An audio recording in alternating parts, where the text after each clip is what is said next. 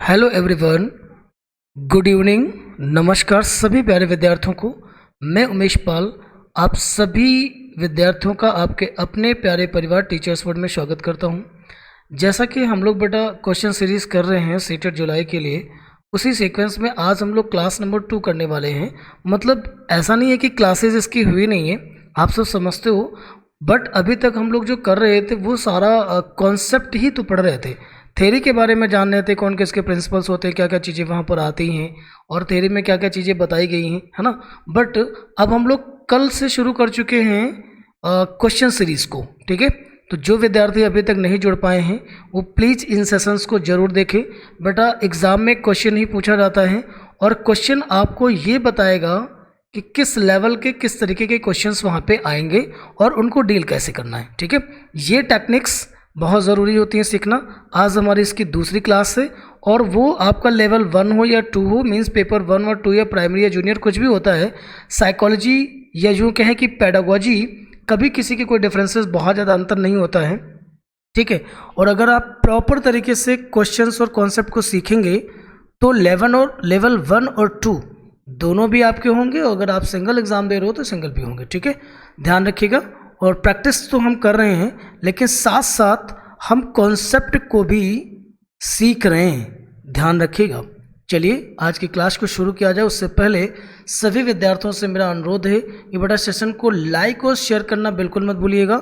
Subscribe इसलिए करना है ताकि अगली लेक्चर की आपको नोटिफिकेशन मिल जाए, जिससे पता चल जाए कि आपका लेक्चर कब हो रहा है, कितने टाइम हो रहा है, और टाइम निकाल के उन चीज़ों को आप देखें। जहाँ जो चीज़ें समझ नहीं आती, अगर कहीं आपको डाउट रह जाता है तो कमेंट सेक्शन में आकर के ज़रूर बताएं, ठीक है। आइए अपनी क्लास को शुरू किया जाए। पहला क्वेश्चन आपके सामने है और देखिएगा, फर्स्ट क्वेश्चन लिखा हुआ है कि जो आनुवंशिकता है, आनुवंशिकता को सामाजिक संरचना माना जाता है, मतलब किस प्रकार की सामाजिक संरचना माना जाता है ये बताना है।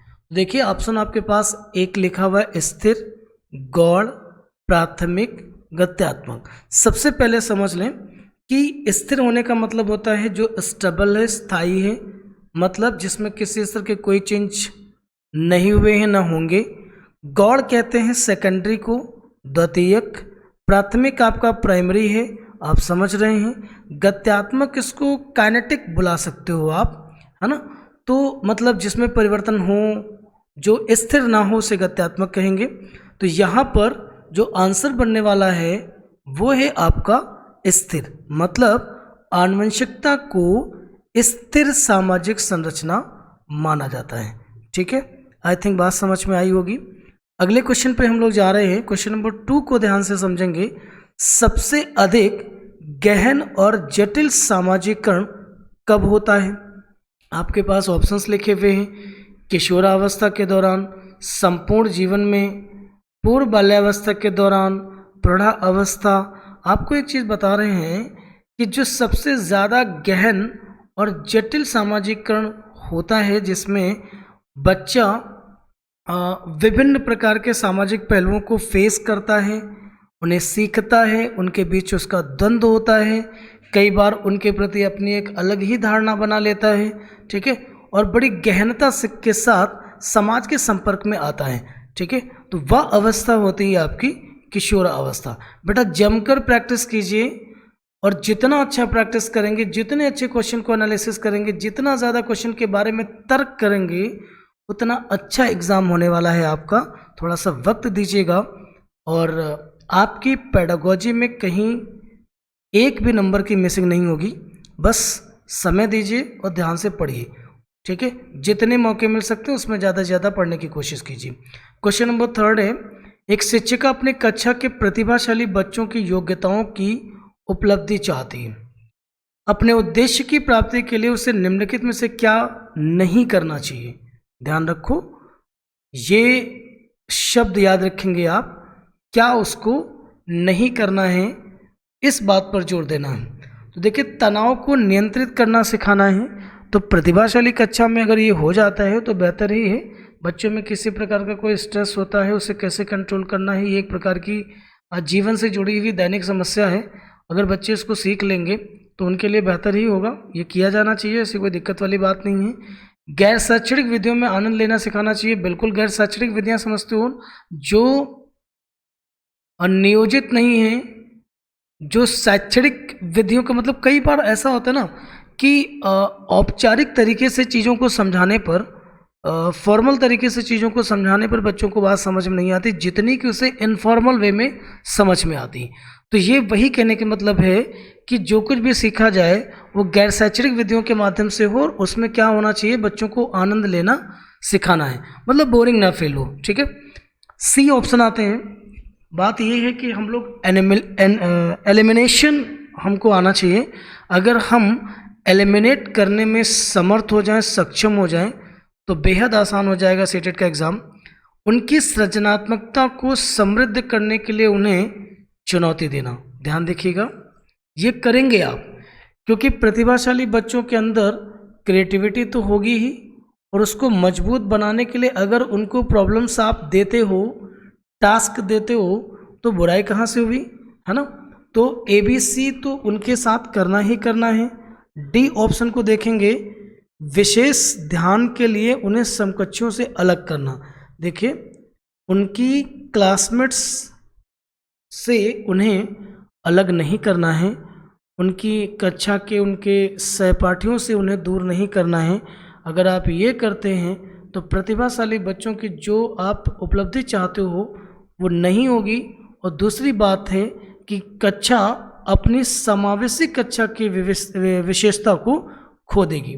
ठीक है, इसलिए इस क्वेश्चन का उत्तर बन गया आपका ऑप्शन नंबर डी। नेक्स्ट आते हैं क्वेश्चन नंबर 4 में, देखेंगे कि सीखने का वह सिद्धांत जो पूर्ण रूप से और केवल अवलोकनीय व्यवहार पर आधारित है। अवलोकनीय व्यवहार समझते हो, मतलब जिसको ऑब्जर्व करके सीखा गया हो, है ना, या जिसको प्रेक्षण के द्वारा सीखा गया हो, उसकी बात कर रहे हैं। तो ये सिद्धांत आपका व्यवहारवादी होगी, है ना, या व्यवहारवादी है। आप देख लीजिएगा कि जब भी हम समाज में जो भी गतिविधियां होती हैं उनको देख करके, उनको व्यवहार में ला करके हम ज़्यादा अच्छे से सीख पाते हैं, बजाय इसके कि अगर वो किसी किताब में लिखा हो। ठीक है, तो ये मेथड कैसा हो गया, व्यवहारवादी हो गया। आशा है कि आप सबको समझ में आ गया होगा ये। अब हम लोग अगले क्वेश्चन की ओर बढ़ेंगे और क्वेश्चन नंबर 5 को ठीक से देखेंगे। पियाजे के अनुसार विकास की पहली अवस्था के दौरान बच्चा सबसे बेहतर तरीके से सीखता है, कैसे? तो देखिए, बड़ा सिंपल सा क्वेश्चन है ये, कठिन नहीं है बिल्कुल भी। देखिए, जिस बच्चे ने, जिस स्टूडेंट ने पियाजे के संबंध में ठीक से सीखा है उसे कोई समस्या नहीं होगी, क्योंकि उन्होंने ये बात कह के इंडिकेट कर दिया कि उत्तर आपको बताना क्या है। पियाजे की जो पहली अवस्था थी उसे सेंसरी मोटर स्टेज कहा गया था, 0 से 2 वर्ष, जिसे इंद्रिय जनित गामक अवस्था के नाम से भी जानते हैं। इसलिए सीधे सीधे उत्तर बन जाता है आपका ऑप्शन नंबर सी, कुछ भी नहीं करना है। ठीक है, कई सारे बेटा ऐसे क्वेश्चन होंगे, अगर आपको कॉन्सेप्ट बहुत मजबूती से पता है, कोई दुविधा परेशानी उसमें नहीं है, तो आपको क्वेश्चन में कहीं कोई समस्या नहीं होगी। ठीक है, आते हैं अगले क्वेश्चन पर। बहुत प्यारा सा क्वेश्चन लिखा हुआ है, निम्नलिखित में से कौन सी विशेषता पियाजे की पूर्व संक्रियात्मक अवस्था की नहीं है? ठीक है, तो मैं एक बात बताऊं कि सबसे पहले प्लेलिस्ट में जाइएगा, पियाजे का लेक्चर कॉन्सेप्ट वहाँ पे पढ़ा होगा, डाल रखा है मैंने, उसको आप प्रॉपर तरीके से देखें, उसे एनालिसिस करें और उसे अपने दिमाग में बैठाने की कोशिश करें। जब तक आप ये नहीं करोगे तब तक पियाजे से संबंधित कुछ क्वेश्चन सही हो जाएंगे आपके और कुछ गलत हो जाएंगे। पियाजे, कोहलबर, वाइगोत्स्की, ये 3 ऐसे कंटेंट हैं जो सिर्फ और सिर्फ आपके CDP में आपको कम से कम 8 से 10 नंबर दे के जाएंगे। ठीक है, और अगर पूरे पेपर की ओवरऑल में बात कर लूँ ना, तो कम से कम 20 नंबर सिर्फ यही देखा जाएगा। बड़ा सेक्शन है और वेटेज भी इसका अच्छा है और ज़रूर आता है। ठीक है, आइए अब देखिएगा, ये जो पूर्व संक्रियात्मक अवस्था पियाजे की है वो 2 से 7 साल कहलाती है, सेकेंड स्टेज कहलाती है, जिसमें अगर देखिए पूर्व संक्रियात्मक अवस्था की विशेषता आपको पता है, तो जिसमें जीववाद होता है ना, मुझे कौन सा बताना है, जो नहीं होता। जीववाद क्या होता है? जीववाद सिंपल सी बात है, जीववाद बिल्कुल वही होता है कि पियाजे ने कहा था कि इस अवस्था में बच्चे किसी भी निर्जीव वस्तु को भी सजीव मानकर चलते हैं। मतलब अगर कोई बच्चा गिर भर जाता है ना, या किसी से टकरा जाता है, तो कहता है, माना कि दरवाजे से टकरा गया तो कहता है कि देखिए डोर ने मुझे चोट मार दी, और जब उसकी माँ उस डोर को पीट देती है तो वो खुश हो जाता है ना। तो ये उसके अंदर जीववाद है। इसको ऐसे भी समझ सकते हो, इसको ऐसे भी समझ सकते हो कि आपने देखा होगा कि छोटे बच्चे डॉल के साथ बहुत ज़्यादा खेलते हैं। डॉल को नहलाना, धुलाना, खिलाना, पिलाना, अपने साथ सुलाना, ये सब उनके साथ होता है या वो ये सब करते हैं। तो ये जीववाद की घटना कहलाती है। अहम केंद्रिता का मतलब होता है ईगोसेंट्रिज्म। ये पियाजे की पूर्व संक्रियात्मक अवस्था का एक हिस्सा है, जिसमें ईगोसेंट्रिज्म में कहा गया था कि बच्चा जो है, बच्चे की अपनी ही दुनिया होती है और अपने इर्द गिर्द, अपने चारों ओर उसने अपना संसार बना रखा होता है, उससे बाहर का उसे कुछ नज़र नहीं आता। ठीक है, या उसे लगता है कि वो जो सोच रहा है वो सही है, इसके अलावा अगर कोई व्यक्ति दूसरा कुछ और सोच रहा है या कुछ और बता रहा है तो वो बिल्कुल भी निराधार है, उसका कोई आधार नहीं है। अंतर्दर्शी अवधि क्या चीज़ होती है ना? अंतर्दर्शी अवधि का मतलब होता है कि जब बच्चे में कुछ इस तरीके गुण डेवलप हों। किस तरीके के? अंतर्दर्शी स्थिति आप समझते हो क्या चीज़ होती है? चलिए, अगर आपको पता है तो बताइएगा। अंतर्दृष्टि स्थिति में कुछ नहीं है कि मतलब जब बच्चे को, जैसे कि बच्चा मैथ्स में जोड़ना, घटाना, गुणा भाग करना सीख लेता है ना, और सारी संक्रियाएं उसको आ जाती हैं। ठीक है, तो उनके बीच उनके सीक्वेंसली तर्क वो नहीं कर पाता है इस अवस्था में, और क्रमबद्ध तरीके से उनका कोई विशेष उसे ज्ञान नहीं होता है। तो ये अंतर्दर्शी अवधि कहलाती है। जो पूर्व संक्रियात्मक अवस्था की ही घटना है, उसमें संरक्षण नहीं होता है। संरक्षण जो विशेषता है वो पियाजे की जस्ट अगली, मतलब मूर्त संक्रियात्मक अवस्था की विशेषता है। आशा है कि आपको समझ में आ गया होगा। मतलब इस क्वेश्चन का सही उत्तर बन रहा है आपका संरक्षण। ठीक है, बाकी जीववाद, अहम केंद्रिता और अंतर्दर्शी अवधि ये इसके पूर्व संक्रियात्मक अवस्था के विशेषता है। आगे आते हैं, क्वेश्चन नंबर 7 को ठीक से देखेंगे। मानसिक विकास की औपचारिक संक्रियात्मक अवस्था की मुख्य विशेषता। देखिए, औपचारिक संक्रियात्मक अवस्था पियाजे की ही एक लास्ट विशेषता है, जिसमें उन्होंने ये समझाने की कोशिश करी थी कि बच्चा आखिरी चरण में संज्ञानात्मक विकास उसका किस तरीके से होगा, और ये उसकी लास्ट स्टेज थी मानसिक विकास की। ठीक है, तो इसमें इसकी विशेषता ये है कि इसमें चिंतन जो होता है, जो सोचना होता है, वो अमूर्त होता है। इसे आप क्रिटिकल थिंकिंग या ऑब्स्ट्रैक्ट थिंकिंग के नाम से भी बुला सकते हो। ये औपचारिक संक्रियात्मक अवस्था की विशेषता है। बाकी का तो कुछ करना ही नहीं है। मतलब अगर आपको पियाजे के कॉन्सेप्ट पता है तो कई बार आपको ऑप्शन के बीच बहुत तनाव लेने की जैसी ज़रूरत नहीं पड़ेगी, बड़ी आसानी से चीज़ें आप सीख लोगे। क्वेश्चन नंबर 8 पर आते हैं। किस मनोवैज्ञानिक के अनुसार बच्चे के संज्ञानात्मक विकास में सांस्कृतिक उपकरण महत्वपूर्ण भूमिका निभाता है? ध्यान दीजिए, सांस्कृतिक उपकरण महत्वपूर्ण भूमिका निभाएगा, यह बात वो भी संज्ञानात्मक विकास में। ये बात वाइगोत्स्की ने कही थी, क्योंकि वाइगोत्स्की ने संज्ञानात्मक विकास की अवधारणा तो प्रस्तुत करी, लेकिन किसके बिहाफ में? समाज और संस्कृति के बिहाफ में। उन्होंने आधार बनाया कि बच्चे का विकास, संज्ञानात्मक विकास या उसका मानसिक विकास समाज और संस्कृति पर आधारित होता है। ठीक है, इसलिए इस क्वेश्चन का सही उत्तर बन जाएगा आपका ऑप्शन नंबर सी। क्लियर? बेटा पढ़ते रहिएगा। जिन लोगों को सीटेट देना है वो भी पढ़ें, जिनको नहीं देना है वो भी जान लें, क्योंकि ये जो पेडागोजी है, जो अगर आप टीचिंग की एग्ज़ाम में आए हो, टीचिंग का एग्ज़ाम दोगे, टीचर होना चाहते हो, तो बिना पेडागोजी के नहीं होगा। और पेडागोजी आपको आना बहुत ज़रूरी है, और सीटेट में कॉन्सेप्ट सीखने का मौका आपको मिल रहा है, तो ज़रूर देखें अगर आप फ्यूचर में कोई इस तरीके का एग्ज़ाम देना चाहते हैं। ठीक है, आते हैं छात्रों में आलोचनात्मक चिंतन विकसित करने के लिए शिक्षक प्लास्टिक बैग उपयोग विषय का परिचय देता है।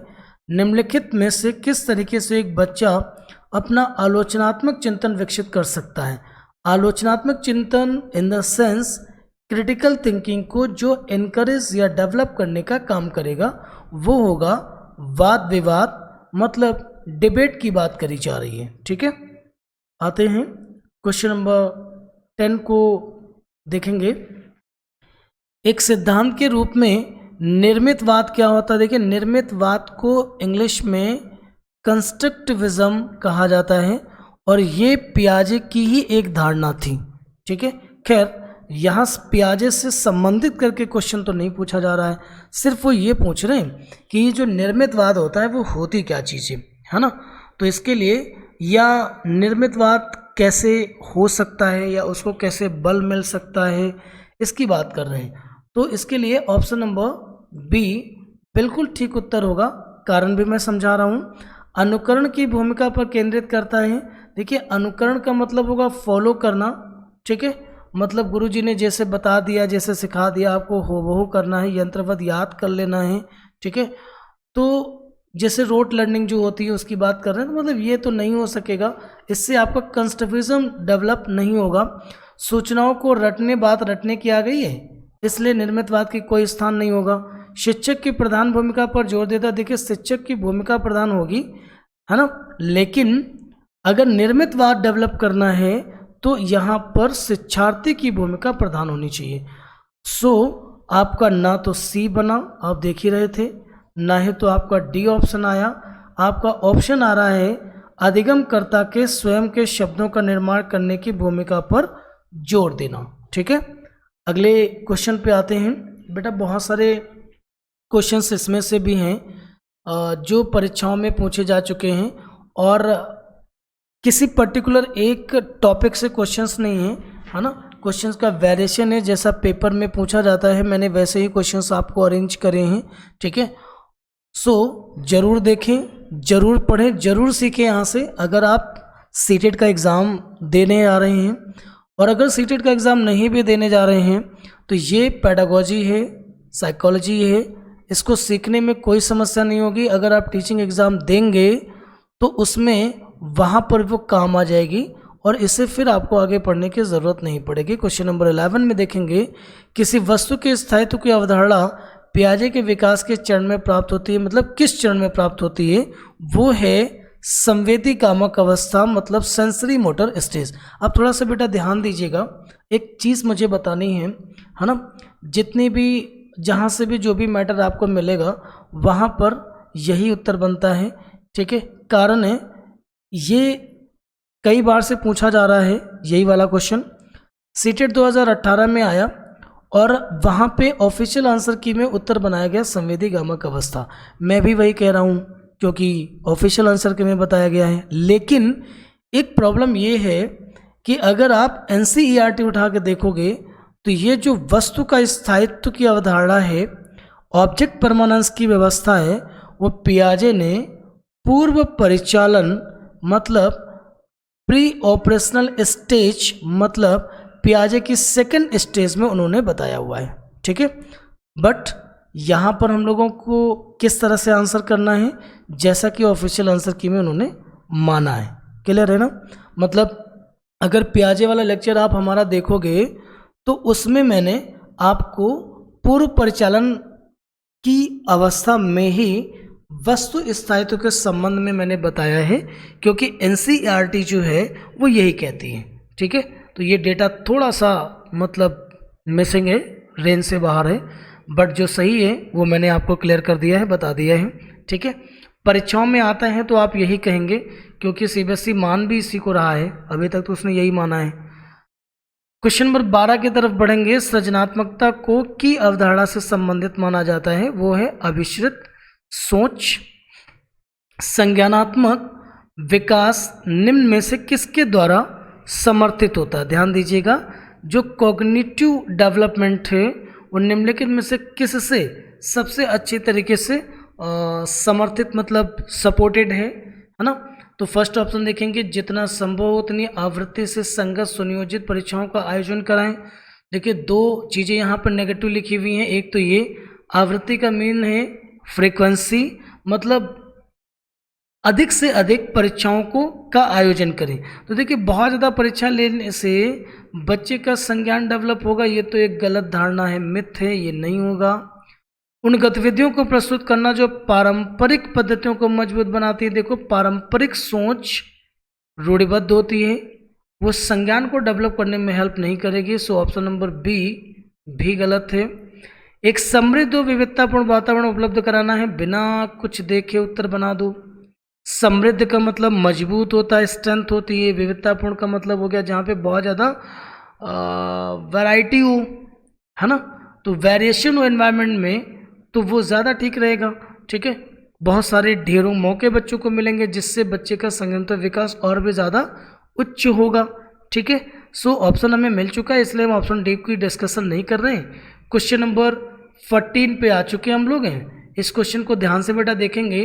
प्रकृति पोषण विवाद निम्नलिखित में से किससे संबंधित है? तो प्रकृति पोषण विवाद, देखिए प्रकृति का यहाँ पर मीन जो है प्रकृति का वो आनुवंशिकता से है। ठीक, और पोषण का मतलब है वातावरण। अगर आप इसके संबंध में और अच्छे से ठीक से जानना चाहते हो तो आनुवंशिकता और वातावरण का लेक्चर प्लेलिस्ट पे पड़ा है, आप जाके उसको देख लें, तो इससे संबंधित फिर फ्यूचर में कोई समस्या आपको नहीं होगी। और फिलहाल इसका उत्तर जो बन रहा है वो आपका ऑप्शन नंबर ए बनेगा। ठीक है, अगले क्वेश्चन पे हम आ चुके हैं। निम्नलिखित में से कौन सा स्टर्नबर्ग का बुद्धि का त्रिस्तरीय सिद्धांत का एक रूप है? तो बेटा फिर वही बात आ जाती है कि अभी हाल ही में हमने बुद्धि चैप्टर को डिस्कस किया है और वहाँ सेकंड लेक्चर में आपको स्टर्नबर्ग शायद मिल जाएंगे, वहाँ पे देखिएगा जा करके। 2 लेक्चर है, उसके 2 पार्ट में मैंने डिस्कशन किया हुआ है, कुछ क्वेश्चंस भी वहाँ पे बताए हैं, है ना। तो स्टर्नबर्ग ने बुद्धि के 3 भाग बताए थे, जिसमें से एक भाग ये है, यही उत्तर बनेगा, क्योंकि मुझे त्रिस्तरीय सिद्धांत के अनुरूप इनमें से कौन सा है वो ढूंढ के मुझे बताना था। प्रायोगिक और गणितीय बुद्धि, संसाधनपूर्ण बुद्धि इसके हिस्से नहीं है। तो उम्मीद है बात समझ में आ गई होगी, ये आपके नहीं होंगे। उत्तर बन जाता है आपका फर्स्ट। चलिए आज की क्लास, आज के 15 क्वेश्चंस हमने डिस्कस कर लिए हैं, है ना।